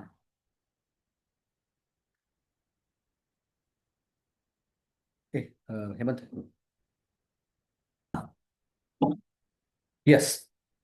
तर म्हणून बुद्धी आता प्रबोधात तात्पर्य काय देत आहेत की केवळ कृष्ण भावनेद्वारेच सर्व इंद्रियांना भगवंताच्या भक्तिपूर्ण संयुक्त करूनच इंद्रिय तृप्तीच्या आवेगाला नियंत्रित करणे शक्य आहे. ज्याप्रमाणे प्रबळ शक्तीने शत्रूचे दमन करता येते त्याप्रमाणे इंद्रियही नियंत्रित केली जाऊ शकतात, पण मानवी प्रयत्नाद्वारे नव्हे. इंद्रिय केवळ भगवत कृपेमुळेच नियंत्रित केली जाऊ शकतात. भगवंताशी युक्त केल्याने सिद्ध करता येतात. ज्याने जाणले की कृष्ण भावनेद्वारेच एखाद्याची बुद्धी वास्तविकपणे स्थिर होऊ शकते आणि कलेचे आचरण त्याने एका प्रामाणिक आध्यात्मिक गुरुच्या मार्गदर्शनाने केले पाहिजे, त्याला साधक किंवा मोक्ष प्राप्ती करता योग्य असा परीक्षार्थी म्हणले जाते. हम्म. आता ज्याची इंद्रिय नियंत्रित आहेत त्याच्यामध्ये आणि जगातल्या इतर लोकांमध्ये काय फरक आहे ही तुलना केली आहे श्लोक क्रमांक 69 मध्ये. या निशा सर्वभूतानां तस्यां जागृती संयमी यस्यां जागृती भूतानि सा निशा पश्यतो मुनी. सर्व जीवांची जी रात्र असते ती आत्मसही मनुष्याच्या जागृतीची वेळ असते आणि सर्व जीवांची जागृतीची वेळ असते ती आत्मनिरीक्षण करणाऱ्या मुनीची रात्र असते. याचा अर्थ काय नक्की? याचा अर्थ असा आहे की लिटरल सेन्स जरी घेतला तरी अर्थ खरा आहे का? भक्त लोक उठतात किती वाजता? सकाळी 4:30 वाजता. आणि इंद्रिय भोगी लोक झोपतात किती वाजता? पार्ट्या करून रात्री 3 वाजता. सो लिटरल सेन्समध्ये पण ज्याची उठायची वेळ ती झोपायची वेळ आहे. ते आणि भक्त लोक झोपतात किती वाजता? 10 वाजता, 9:30 10 वाजता. आणि इंद्रिय लोक बघ त्यांचा देवाचा दिवस चालू होतो, त्याची एन्जॉयमेंट चालू होती त्यावेळी. लिटरल सेन्समध्ये हा अर्थ खरा आहे, पण याचा खरा अर्थ काय ऍक्च्युली? याचा खरा अर्थ आहे की ज्या गोष्टीमध्ये भक्त आनंद घेतात त्या गोष्टीमध्ये भौतिकवादी आनंद घेऊ शकत नाहीत. आणि ज्या गोष्टीत भौतिकवादी लोकांना आनंद वाटतो त्यांना ती ती गोष्ट भक्तांसाठी रात्रीसारखी आहे. ती भयानक गोष्ट आहे, इंद्रिय भोग. तर एक मिनिट. हा. तर जसं उदाहरणार्थ पाहतो आपण की आपण ज्यावेळी नातेवाईकांमध्ये जातो, नातेवाईक काय तुम्ही काय किती तुमचं जीवन दुःखी आहे हो. तुम्हाला ना हॉटेलमध्ये खाता येतं, ना पिता येतं, ना कांदा भजी खाता येते, ना चिकन खाता येतं, ना तुम्हाला कुठं काही लग्नामध्ये जाता येतं, ना भौतिक गाणी गाता येतात, नुसतं हरिकृष्ण करत असता. आणि नुसतं ब्रह्मचारी लोक म्हणतात काय रे, तुझं कसला आनंदच तुझ्या जीवनावर नाहीये. कसलं जीवन जगतोयस, कशी तपस्या, असं काय उठतो काय, टक्कल काय करतोस, असं काय करतो, तसं काय करतो. किती तुच्छ, किती किती दुःखी जीवन आहे. ही भावना पण असते भौतिकवादी लोकांची. आणि आपण जे त्या लोकांना पाहतो आपण काय म्हणतो, अरे अरे अरे अरे अरे, इंद्रिय भोगात मग्न आहे रे बाबा. किती त्या हॉटेलमध्ये खातो, काय आनंद मिळतो त्यातनं. अरे जप करून बघ, अरे कीर्तनावर डान्स करून बघ, काय त्या क्लबमध्ये डान्स करतोस. अरे दर्शन घेऊन बघून बघून त्याचं काय सौंदर्य आहे. अरे प्रसाद खाऊन बघ, काय त्या हॉटेलमध्ये खातोस. ही भावना असते भक्ताची. सो एक व्यक्ती दुसऱ्या व्यक्तीकडे तुच्छपणे म्हणजे अत्यंत अत्यंत खालच्या दर्जावर पाहत असतो. हा फरक असतो भक्त आणि स्थितप्रज्ञ व्यक्ती आणि एका भौतिकवादी व्यक्तीमध्ये. आणि हा फरक सांगितलाय की ज्याची रात्र आहे हाचा दिवस आहे, हाचा दिवस याची रात्र आहे. ओके. आणि मग पुढच्या 3 श्लोकामध्ये पुढच्या 2 श्लोकामध्ये कोण शांती प्राप्त करेल आणि कोण सर्वोच्च पद प्राप्त करेल, कोण भगवत धामात जाईल, हे भगवंत थोडक्यात सांगतात. का लोकांना वाटेल शांती प्राप्त करायला इच्छापासून शून्य झालं पाहिजे, जरुरी नाही. इच्छांपासून शून्य आपण मरेस्तोवर होणार नाही. भगवंत म्हणतात ते इच्छा सहन करायला लागतील. 5व्या अध्यायात, शक्नो ते यश सोडून प्राक शरीर विमोक्षणात कामोत्कृत कामो कामो कामक्रोधोद्भवत वेगम संयुक्त सुखी नरा, हे आपल्याला शेवटपर्यंत सहन करावं लागेल. पण कोण नक्की शांती प्राप्त करू शकेल? इच्छा तिकडे असतील तरी पण तो शांती प्राप्त करू शकेल. अपूर्यमाणं अचलं प्रतिष्ठं समुद्रमाप प्रविशन्ति यद्वत् तद्वत् कामाय प्रविशन्ति सर्वे स शांतिमाप्नोति न काम कामिः. तुलना दिली आहे समुद्राची. समुद्रामध्ये अनेक नद्या येत असतात. ज्याप्रमाणे समुद्र हा नेहमीच भरत असूनही शांत असतो, जो मनुष्य समुद्रात अव्याहतपणे प्रवेश करणाऱ्या नद्यारूपी इच्छांच्या प्रवाहाने विचलित होत नाही, केवळ तोच शांती प्राप्त करू शकतो. आणि अशा इच्छा तृप्त करण्यासाठी झगडतो, त्याला शांती प्राप्त होत नाही. असं भगवंत म्हणतात. शांत व्यक्त इच्छांपासून मुक्त नसतो, त्याकडे इच्छा असतात. पण फरक काय आहे? त्या इच्छांद्वारे तो विचलित होत नाही, त्या इच्छांना तो पूर्ण करायला जात नाही, त्या काम वासना तो भोगायला जात नाही. ह्याच्या विरुद्ध, जसं उदाहरण, समुद्रामध्ये पाणी येते भरपूर नद्यांमधनं, पण समुद्राची पातळी आहे तेवढीच आहे. तो जास्त भरत पण नाहीये आणि जास्त कमी होत नाहीये. सो त्याचप्रमाणे इच्छाही होते हृदयामध्ये भरपूर, पण त्या इच्छांवरती जो काम करत नाही, त्या इच्छा संतुष्ट करायला जात नाही, कारण त्याला माहिती आहे कामात क्रोधो येते, त्या संतुष्ट कधीच होणार नाहीयेत. इच्छा संतुष्ट करायला जाणं म्हणजे काय? आगीमध्ये अधिक तेल ओतण्यापैकी आहे. आगीमध्ये जर अधिक तेल ओतलं तर आग विझणार नाहीये, आग भडकणार आहे. काही मार्गात ओशोसारखे फिलॉसॉफर आहेत, ते काय म्हणतात? एवढा इंद्रिय भोग करा, एवढा इंद्रिय भोग करा की इंद्रिय भोग करा इच्छाच नाही होत, आणि समाधी प्राप्त होईल. आणि तो अनालिसिस देतो ओशो, काय म्हणतो? इंद्रिय भोग आहे का ज्योतीप्रमाणे, आणि त्या ज्योतीला विझवायचा प्रयत्न कर. त्या ज्योतीवरती आपण जर 1000 लिटर तेल टाकलं, गट गट गट गट गट गट गट, तर काय होईल? ती ज्योती विझून जाईल. सो त्याचप्रमाणे एवढा संभोग करा, एवढा संभोग करा की समाधी होईल. ती भोगाची करायची इच्छा नाही होईल आणि समाधी प्राप्त होईल. पण ही फिलॉसॉफी चुकीची आहे. कारण का? शास्त्र सांगतात की आपली भौतिक इच्छा ही ज्योतीप्रमाणे नाही आहे, आपली भौतिक इच्छा ही वणव्याप्रमाणे आहे. आणि वणव्यात जर 1000 लिटर तेल टाकलं तर वणवा विझणार नाही, वणवा अधिक भडकेल. वणवा विझवायचा असेल तर गुरुकृपेचा पाऊस पाहिजे. संसार दावा नरलीढ लोका त्रणाय कारुण्य घन घनत्वम प्राप्तस कल्याण गुण अर्णवस्य वंदे गुरोशी चरणारविंदम. ज्या गुरुकृपेच्या माध्यमातून भक्तीचा पाऊस पडेल, त्याच वेळी ही वासना, ही अग्नी शांत होऊ शकतो. सो समुद्राचं उदाहरण यासाठी दिलं आहे की हृदय इच्छा असतील, पण त्या इच्छाची पूर्ती करायला जाऊ नका, वासनांची. बास, तुम्ही शांती प्राप्ती करू शकाल. हीच गोष्ट प्रभुपाद तात्पर्य का बदलतात. कृष्ण भावना मनुष्याला कशाची आवश्यकता नसते, कारण त्याच्या गरजा सर्व भगवंत पुरवतात. म्हणून परिपूर्ण असल्या समुद्रामध्ये तो स्वतःमध्येच परिपूर्ण असतो. भगवंताला शरणागत व्यक्तीची लक्षणं काय आहेत? अनुकूल संकल्प प्रतिकूलस्य वर्जनम रक्षस्य ती विश्वासो गोप्तृत्वे वर्णन तथा आत्मनिक्षेप कार्पण्य षडविधा शरणागती. की तो जे गोष्टी भक्तीला अनुकूल त्या स्वीकारतो, जे प्रतिकूल नाकारतो. रक्षस्य ती विश्वासो, भगवंत माझं रक्षण करत, हा विश्वास.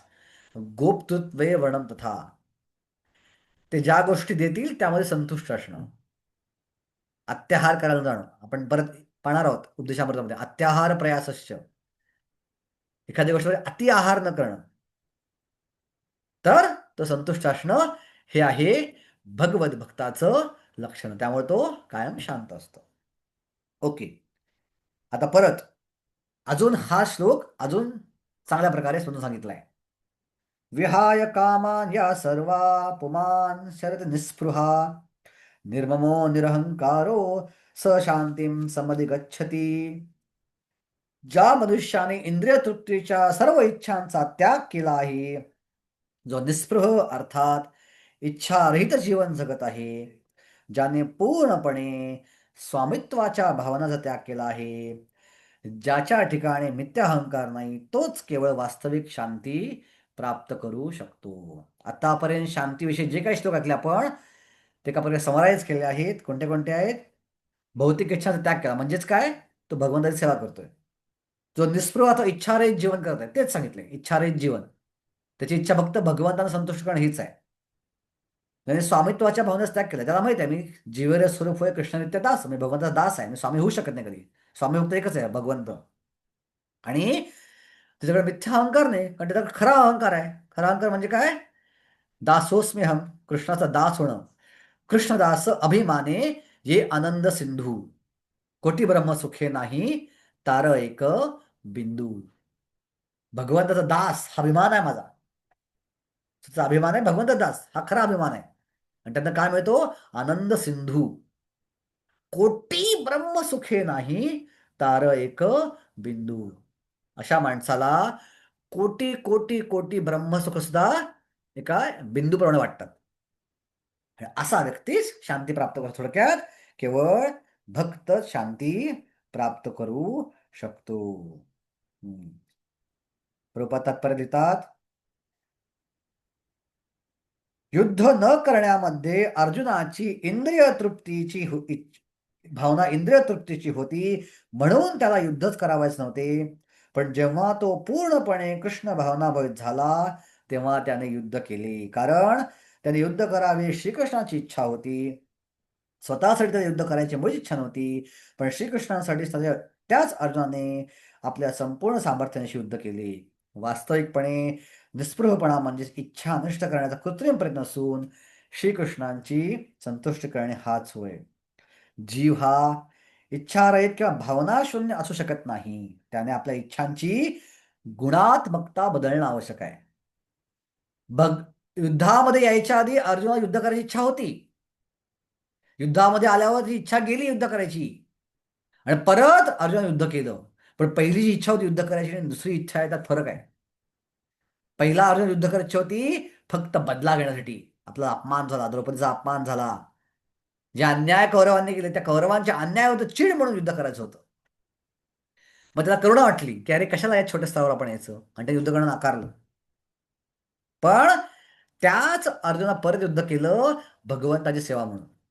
तेच युद्ध होतं, फक्त भावना वेगळी होती. त्यांना पहिल्या भावने युद्ध केलं असतं, रिॲक्शन वेगळी होती. तेच युद्ध त्यांना केलं, तेच शौर्य दाखवलं, ती शस्त्र वापरली, फक्त भावना होती.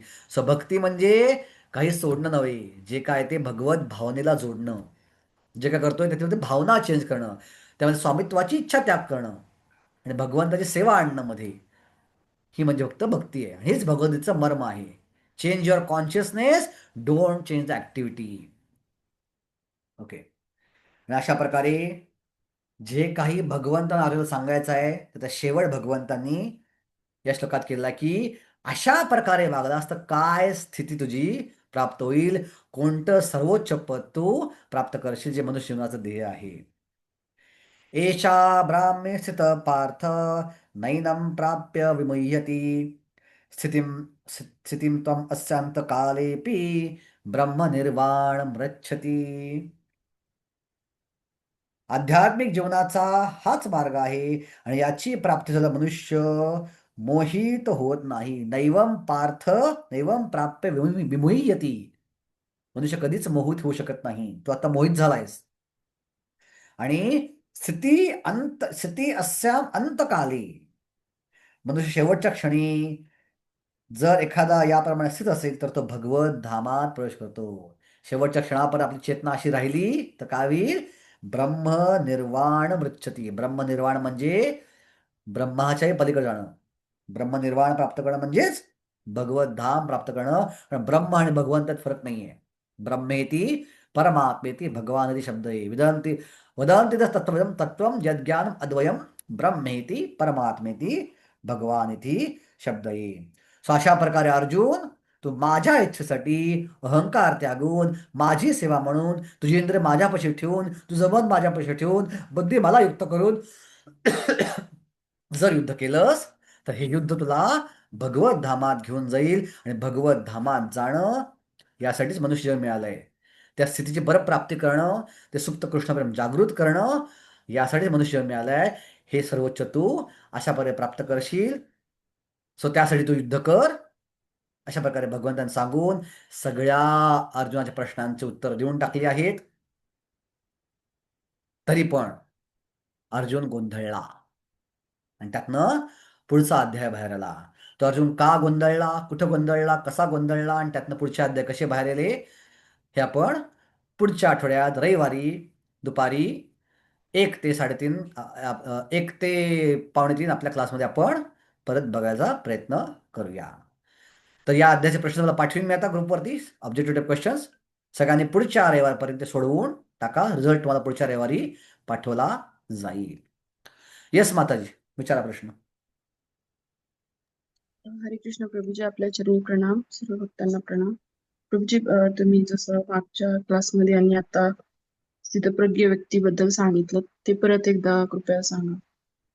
म्हणजे त्याची म्हणजे शॉर्ट मध्ये सांगा तुम्ही, उत्तर कसं लिहायचं, स्थितप्रज्ञ व्यक्तीची कसा प्रत्येक कार्य व्यक्तीचं करतो लक्षण ते. काय आहे? ज्या व्यक्तीची हा. सगळ्या भौतिक इच्छांपासून तो मुक्त झाला आणि तो आत्म्यातनं संतुष्टी घेतोय, ते लक्षण आहे शिवपत्नीचं. श्लोक क्रमांक 56 सांगितलं होतं, श्लोकांना आपण सांगितलं मी मला. त्यानंतर तो कसा संभाषण करतो जगाशी, तो कोणाशी निंदा करत नाही. यत्तत् प्राप्य शुभाशुभम येतो अनभिस्नेह यत्तत् प्राप्य शुभाशुभम ना अभिनंदन ना दिवशी तस्य प्रज्ञा प्रतिष्ठिता. तो कोणाचं कौतुक करत नाही आणि कोणाची निंदा करत नाही. अशा प्रकारे तो जगाशी व्यवहार करतो. याचा अर्थ किम प्रभाशी, तो कसा बोलतो, तो कसा बसतो म्हणजे काय, इंद्रियभोग समोर आला तो कसा इंद्रिय काढून घेतो कासवाप्रमाणे. थोडक्यात इंद्रियभोग समोर आला तो गप बसतो आणि जेव्हा तो मंदिर येतो इंद्रियदा ओपन करतो कासवासारखं. ह्याचा अर्थ कसा बसतो आणि कसा चालतो, म्हणजेच त्याला काही वेळा इंद्रियभोग करणं आवश्यक असतं. तो इंद्रियभोग कसा करतो, तर राग द्वेष विमुक्त असतो. तो त्या इंद्रियभोगाशी आसक्त पण नसतो आणि द्वेष पण करत नाही. तो केवळ भगवंताची सेवा म्हणून त्या इंद्रभोगाला स्वीकारतो आणि तेवढाच इंद्रभोग आपला कोटा घेऊन ईशावास्य तत्वाचं पालन करून आपला कोटा स्वीकारतो आणि त्या त्या कोट्याचा भोग घेतो. अशा प्रकारे तो चालतो. ओके धन्यवाद प्रभूजी. ओके हरे कृष्ण. ओके अजून काय प्रश्न आहे कोणाला? ठीक आहे, तर पुढच्या रविवारी आपला पुढचा आपण 3रा अध्याय इथे चालू करू. तोपर्यंत सगळ्यांनी 2रा अध्याय पूर्ण करा. मी लगेच प्रश्न आता पाठवत आहे ग्रुपवरती. हरे कृष्णा. श्री प्रभुपाद की जय. भगवद्गीता जय की जय. जय. हरे कृष्ण. दंडवत प्रणाम. सगळ्या भक्तांना हरे दंडवत कृष्ण प्रणाम. प्रभूजी, धन्यवाद.